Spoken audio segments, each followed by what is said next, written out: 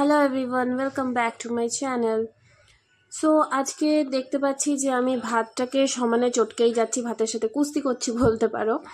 তো অ্যাকচুয়ালি এটা শুধু ভাত ছিল না, এর মধ্যে ছিল চিনি আর হালকা পরিমাণে নুন। তো এটাকে আমি ভালো মতো মাখছিলাম, বিকজ এরপরে আমি যেটা এর মধ্যে দেবো সেটা দিয়ে অত ভালো করে এটা মাখা যাবে না।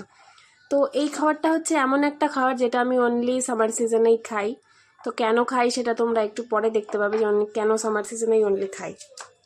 তো এটাকে ভালো মতো মাখতে হবে, মানে বলতে পারো যে একদম বাচ্চারা যেমন করে খায়, ওদের গলায় লেগে যাতে না লাগে আমরা যেভাবে চটকাই সেভাবে।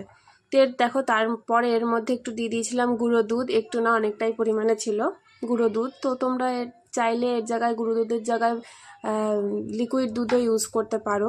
তো আমি এখানে এটাই বলছিলাম যে এরটাই শেষ নয়, এরপরে দিয়েছিলাম কলা আর আম। তো কলার ভিডিওটা অ্যাকচুয়ালি স্কিপ হয়ে গেছে কী করে আমি জানি না। আর আম দিয়ে এটাকে ভালো মতো মেখেছিলাম। তো অ্যাকচুয়ালি এই খাবারটা হচ্ছে আমার খুব একটা প্রিয় খাবার, কিন্তু প্রিয় খাবার হলে কি মানে আমার বাইরে খেয়ে খেয়ে এমন অবস্থা হয়েছে যে আমি অ্যাকচুয়ালি মিষ্টি খাবার এখন খেতেই পারি না।